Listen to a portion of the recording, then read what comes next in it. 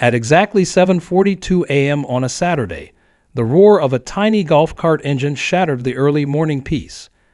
I stood frozen at the window, coffee cup trembling in my hand, as the front wheels of Karen's hot pink golf cart chewed straight through the center of my prized tulip bed.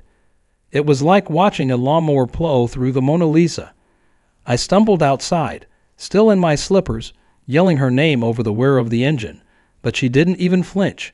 She sped off toward her house, leaving deep, muddy tracks behind her like scars across my garden's face. That was the moment I realized this wasn't an accident. Karen had claimed my private garden as her personal shortcut, and if I didn't stop her now, she would destroy everything I had spent years nurturing. I hadn't declared war that morning, but Karen had just fired the first shot, and she had no idea the storm she was about to unleash. It all started innocently enough months earlier, when I bought the lot next to my home and expanded my backyard into a dream garden, raised flower beds, a winding cobblestone path, a koi pond with a small wooden bridge. This place was my sanctuary. The only thing missing was a fence at the far side where a service path used to connect to the next street over. I hadn't bothered fencing it yet, assuming the garden itself would be enough of a deterrent. Big mistake, because while most neighbors admired the transformation, one neighbor, Karen, saw an opportunity. Karen had lived 3 houses down for almost a decade. She was infamous for her loud arguments, her endless FOA complaints, and her constant belief that the entire neighborhood revolved around her needs. Her latest obsession was her shiny pink golf cart, which she used to zip around the neighborhood, usually with a Bluetooth speaker blaring 80s rock music. Apparently, the normal roads weren't good enough anymore. She needed a shortcut, and she had decided my garden would be it. The first time I saw the tire tracks, I was baffled. It had rained the night before, and muddy ruts carved through the flower beds like the trail of a drunken alligator. I patched up the damage, chalking it up to a kid on a bike or maybe a deer. But the next morning, there were fresh tracks again. I set up a simple wildlife cam behind the pond, expecting to catch a raccoon. Instead, I captured Karen's pink cart blaring music, sunglasses on, cutting through like she was on her private country club course. She even honked as she drove past the camera. At first, I thought it had to be a mistake. Maybe she didn't realize it was private property. So the next morning, armed with a hopeful smile, I intercepted her just as she zipped through again. I waved my arms and stepped into her path. She skidded to a halt inches from my shins, sunglasses flashing in the sun. "Karen," I said as calmly as I could manage, "this is my private garden. Could you please not drive through here?" She pushed her glasses up her nose and laughed like I had just asked her to stop breathing. "Oh, it's just a little shortcut," she said, waving dismissively. "No big deal. It's not like I'm hurting anything." I gestured at the deep tire tracks slicing through my marigolds. "You are, actually." She rolled her eyes. "Look, there's an easement here. It's public access." I blinked. "There's no easement. I own this lot. It's in my deed." Karen crossed her arms. "Well, I've been using it for weeks, and nobody complained before." I stared at her, stunned by the sheer absurdity of her argument. By her logic, if she stole a car and nobody reported it immediately, it would legally be hers. "Please don't drive through here again," I said, choosing my words carefully. She gunned the engine just enough to splatter my shoes with mud before driving off, shouting over her shoulder, "Good luck stopping me." That night, as I stood surveying the wreckage of my flower beds, I knew being polite wasn't going to cut it. I had tried kindness, now it was time for action. I spent the next day at the hardware store, picking out supplies, sturdy lattice panels, concrete bases, and a new security camera system. By the time the sun set, the materials were stacked by the side of the house. My plan wasn't just to stop Karen. It was to trap her so thoroughly that the entire neighborhood would see what kind of person she really was. But I didn't just want revenge. I wanted it to be beautiful. I designed a trellis-style gate to blend perfectly into the garden, covered with climbing roses.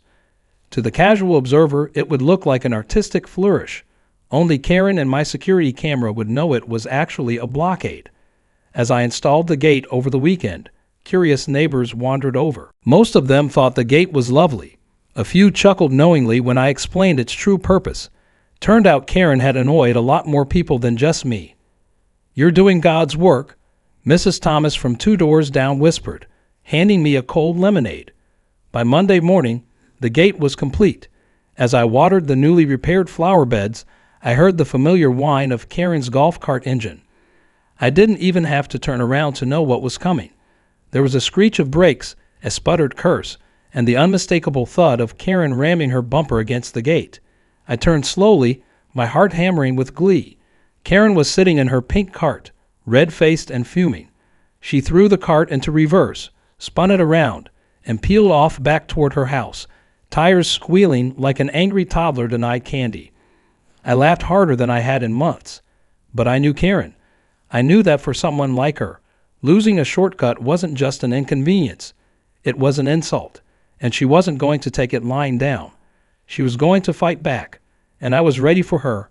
The next morning, I woke up earlier than usual, half expecting something to happen. Karen wasn't the kind of person who took a hint and moved on. No, she was the kind of person who turned every minor inconvenience into a personal crusade. As I sipped my coffee and peeked out the window, I didn't have to wait long.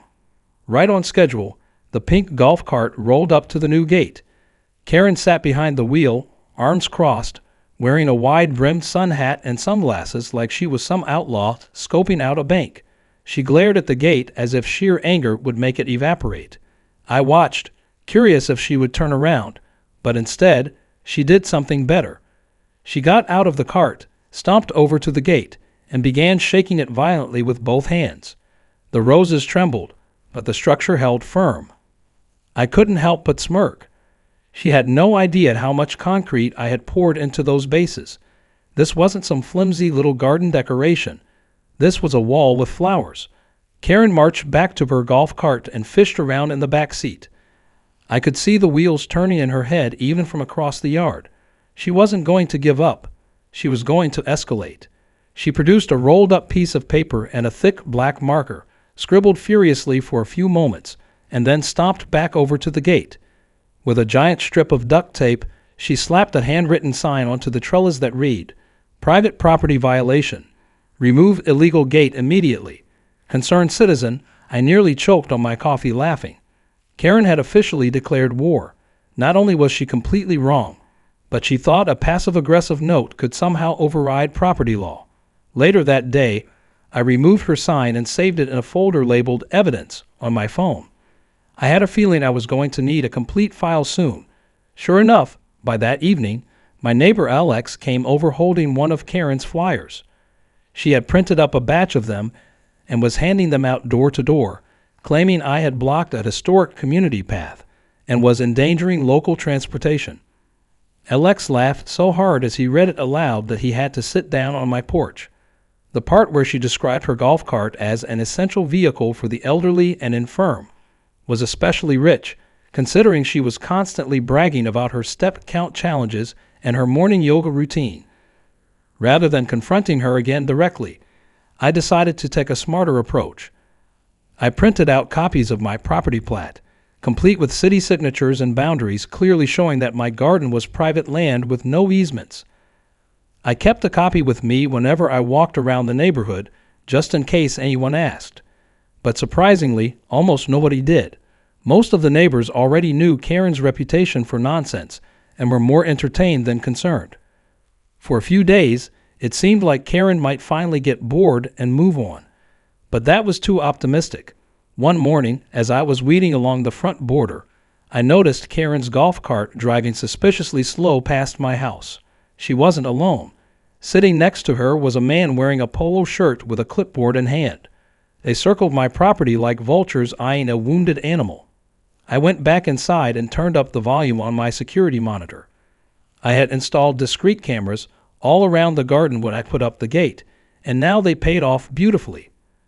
Sure enough, later that afternoon, Karen approached my door with the clipboard man in tow. I answered calmly, smiling. Karen immediately launched into her performance, waving a printed piece of paper that looked suspiciously like a fake document. "This is an official notice," she declared. "You are in violation of community right-of-way ordinances. You are hereby ordered to remove all obstructions immediately." I looked at her companion, who shifted awkwardly and offered no credentials, no ID, nothing. It was obvious he was either a friend, a hired stooge, or someone Karen had tricked into thinking he had actual authority. I didn't even take the paper from her hand. Instead, I reached over to the side table and grabbed my neatly printed property plat. "Here's my deed," I said sweetly, unfolding it right in front of them. "You'll see there's no right of way here. Never has been, never will be." Karen's face twitched. The clipboard man peered at the document, frowned, and muttered, Yeah, this looks pretty official." He backed away almost immediately, mumbling something about needing to check with the city, and practically ran back to Karen's golf cart. Karen stayed for a moment longer, sputtering and fuming like a pot ready to boil over, then finally turned and stomped away. I could have ended it there, but it didn't sit right with me to just leave things alone. Karen had spread lies to the neighbors, harassed me on my own property, and now attempted to forge official documents. It was time to go from defense to offense. That night, I sent a polite but firm email to the HOA board, complete with video footage of Karen's signposting, gate shaking, and attempted fake inspection. I attached my property plat and politely asked for the HOA's guidance on the matter, knowing full well they would have no choice but to get involved. Sure enough, 2 days later, the HOA president sent out an official email to all residents. It explained in very clear terms that there was no public easement through my garden, that my property boundaries were correctly filed, and that any attempts to trespass or interfere with my property would be subject to fines and legal action. They even thanked me for handling the situation with patience and grace, which I thought was a nice little cherry on top. The best part was watching Karen's reaction. She held a meeting at her house, inviting anyone who would listen, trying to rally support for her community cause. Only 3 people showed up: her cousin, her hairdresser, and one guy who thought they were selling barbecue plates. By the end of the week, Karen's crusade had crumbled into dust. But Karen wasn't the type to lick her wounds quietly. No, she was plotting something even bigger, something far more reckless and outrageous than anyone could predict. As I sat on my porch one evening, sipping iced tea and enjoying the peace of my newly fortified garden, I couldn't shake the feeling that the real storm hadn't even hit yet. Karen wasn't beaten. She was regrouping, and the next move she made would cross a line no one in the neighborhood would ever forget. It started just before sunrise. I was jolted awake by the unmistakable metallic clanging of something heavy against something solid. Disoriented and still half asleep, I rushed to the window and peered out into the soft gray morning light. There, like a scene ripped straight out of a cartoon, stood Karen and her sidekick from the clipboard incident. Karen, dressed in neon green leggings and a hoodie that screamed suburban warrior, was wielding an enormous pair of bolt cutters. Her friend stood nervously beside her, glancing up and down the street like a lookout who knew things were about to go very badly. Karen didn't even hesitate. She clamped the bolt cutters around the heavy lock on my trellis gate and started squeezing with all her might. The lock bent slightly but refused to snap, clearly stronger than she anticipated. She gritted her teeth, reset her grip, and tried again. This time, the bolt cutter blades chipped a little. She let out an ugly grunt of frustration. For a moment, I just stood there stunned. It wasn't just the boldness of it all. It was the sheer stupidity. My cameras were rolling, my neighbors' windows were lighting up as curious eyes peeked out, and Karen acted like she was invisible. I grabbed my phone and dialed the non-emergency police line, keeping my voice calm and steady. I knew better than to go out there and confront her myself. Karen seemed the type to turn any interaction into an accusation. I also pressed the app that linked to my security system, making sure all angles were recording in high definition. If Karen wanted to break the law in front of an audience, I was going to make sure the world had a front row seat. Karen's third attempt finally snapped the lock. It broke with a loud crack that echoed down the street. She let out a triumphant cackle and swung the trellis gate open dramatically, as if she had just breached the walls of an enemy castle. She threw the bolt cutters onto the ground and hopped into her golf cart with a self-satisfied flourish. Her friend clumsily scrambled into the passenger seat. They revved the engine and started to roll forward, aiming right for the narrow pathway through my garden once again. But she didn't get far. Half a second after her wheels crossed the threshold, the hidden tire spikes I had installed popped up from under the freshly laid mulch, puncturing all 4 tires with a series of quick, brutal hisses.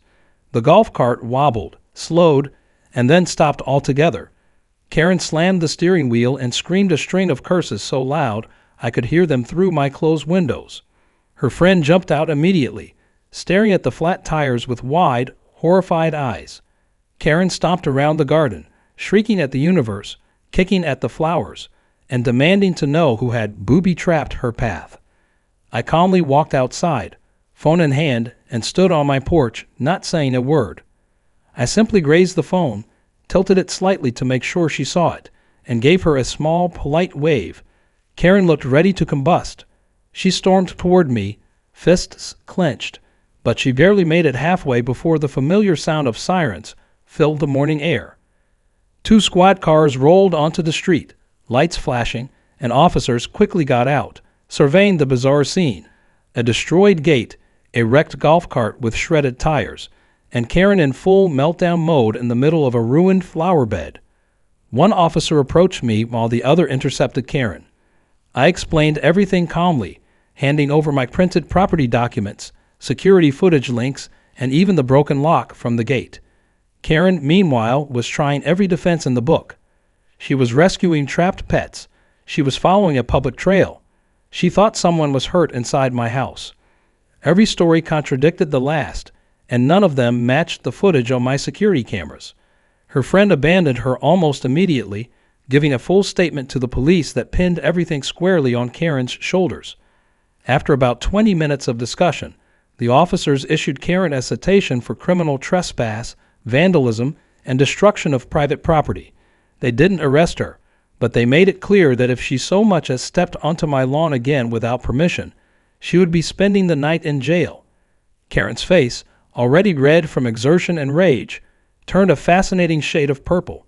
She screamed about injustice, favoritism, conspiracy theories about me and the HOA, and how she would have her revenge on everyone. None of it mattered. The officers told her to call a tow truck for her golf cart and leave immediately. Watching Karen push her dead golf cart down the street, huffing and puffing while muttering threats under her breath, was the single most satisfying sight of my life. Neighbors came out one by one, pretending to water their plants or check their mail, but really just soaking in the spectacle. Mrs. Thomas from 2 doors down actually brought out a folding chair and a bag of popcorn. She caught my eye and winked. Over the next few days, word spread like wildfire. Karen's humiliation wasn't just neighborhood gossip, it was legend. People retold the story with more flair each time, some claiming Karen had tried to joust the gate with a broomstick, others insisting she had worn a knight's helmet. The truth was already outrageous enough without any embellishment. Karen, for her part, stayed mostly indoors, only venturing out at odd hours. When she did, she shot glares like daggers at anyone who so much as smiled in her direction. I thought, perhaps naively, that after the public embarrassment, the fines, and the ruined golf cart, Karen might finally retreat into whatever dark hole of entitlement she had crawled out of. But I underestimated her capacity for pettiness. Deep down, Karen wasn't satisfied with personal revenge. No, she wanted something grander.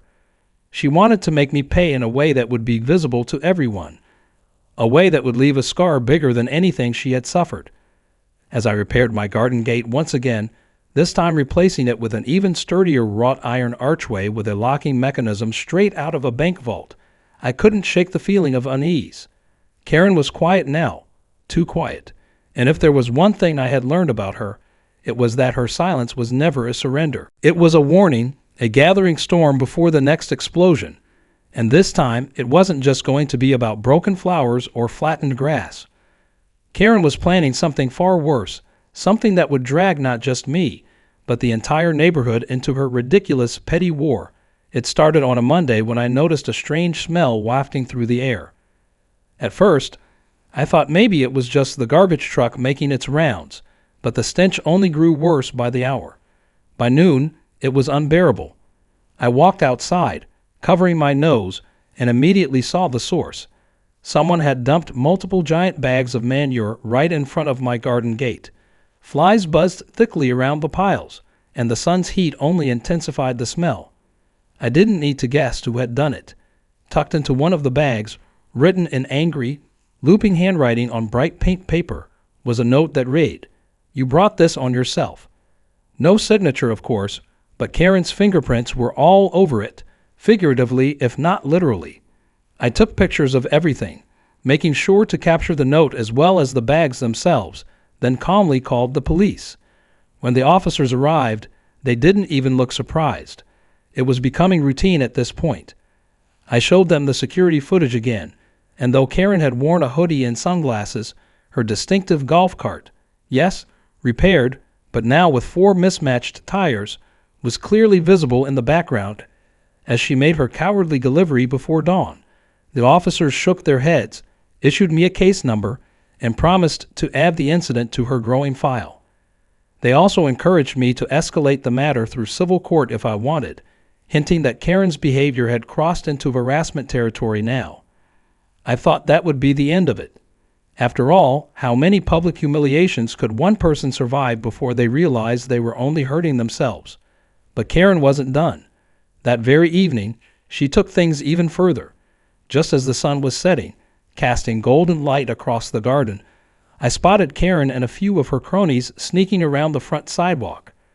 They were hammering cheap, homemade signs into the ground. Each sign had some insane accusation scrolled across it. Dangerous property owner, gate installed illegally, and my personal favorite, golf cart hater. She had turned her petty grudge into a full-blown public relations campaign.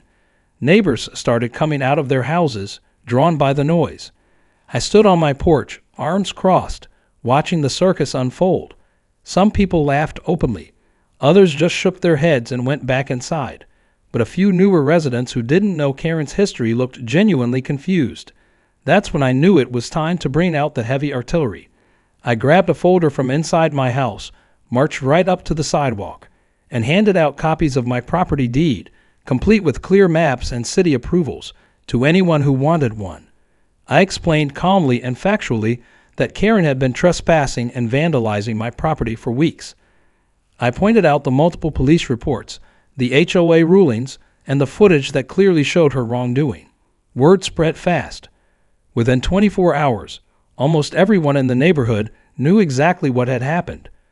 Mrs. Thomas from 2 doors down started a group chat titled Neighborhood Watch Against Karen. People posted memes, jokes, and screenshots from my security footage. Someone even photoshopped Karen's head onto a cartoon villain twirling a mustache. It would have been hilarious if it weren't so exhausting dealing with the actual, real-life Karen every day. The final blow, though, didn't come from me. It came from the HOA. After receiving complaints from a dozen different homeowners about the signs, the manure dump, and Karen's general harassment, the board called a special emergency meeting. I attended, of course, but I didn't even need to say much. Neighbor after neighbor stood up, telling stories about how Karen had harassed them over petty grievances. One woman shared how Karen had accused her of unauthorized flower choices in her front yard. Another guy revealed Karen had reported him to the city for excessive patio furniture. The examples kept coming, painting a picture of a woman completely drunk on imagined authority. When it was finally Karen's turn to speak, she stood up, trembling with rage, and delivered a rambling, incoherent tirade about community traditions and the war on golf carts. She tried to claim she was being persecuted for her lifestyle choices. She accused me of having a secret vendetta against her, probably fueled by jealousy, she said, because my garden wasn't as naturally beautiful as hers. The room practically vibrated with the collective effort to suppress laughter. The HOA president waited patiently for her to finish, then calmly announced the board's decision. Karen was fined the maximum amount allowed under the HOA's bylaws for harassment, vandalism, and creating a public nuisance. She was put on probation, meaning any further violations would trigger additional penalties, up to and including forced removal from the HOA. The president then turned and addressed the room, making it clear that the board stood firmly against any future attempts to trespass on private property. There was actual applause when he finished. Karen, red-faced and furious, stormed out of the meeting. She bumped into a chair on her way out and cursed loudly, making several people chuckle under their breath. That was the last time she would try anything so publicly outrageous. But deep down, I knew she wasn't giving up completely. People like Karen didn't just surrender. They retreated, licked their wounds, and plotted. I just didn't realize how quickly she would move on to the next phase. The next morning, a For Sale sign appeared in Karen's front yard. Not a subtle one either. One of those huge, garish ones with bright flashing arrows pointing to the house. Word on the street was that Karen had decided to find a community that appreciated her spirit. No one believed that for a second. It was obvious the combination of fines, police attention, and neighborhood mockery had finally driven her out. The fact that her golf cart was still parked lopsided on her driveway, looking sad and deflated, was the final perfect image. I spent that afternoon restoring my garden again, pulling out the last of the damaged flowers and replacing them with fresh blooms. For the first time in months, I worked in peace. No buzzing golf cart engines, no screaming accusations, just the gentle hum of bees and the warm sun on my back. As I planted a new row of sunflowers along the gate, I realized something important.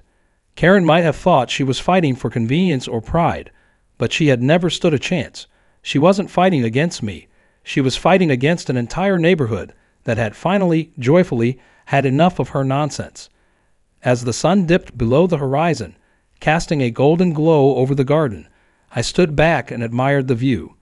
My gate stood strong, my flowers were thriving, and the peace I had fought so hard for had finally returned, sweeter and more satisfying than I could have ever imagined. I didn't know who would buy Karen's house next, but one thing was certain. Whoever they were, they would have a front row seat to the most beautiful, hard-earned garden in the whole neighborhood.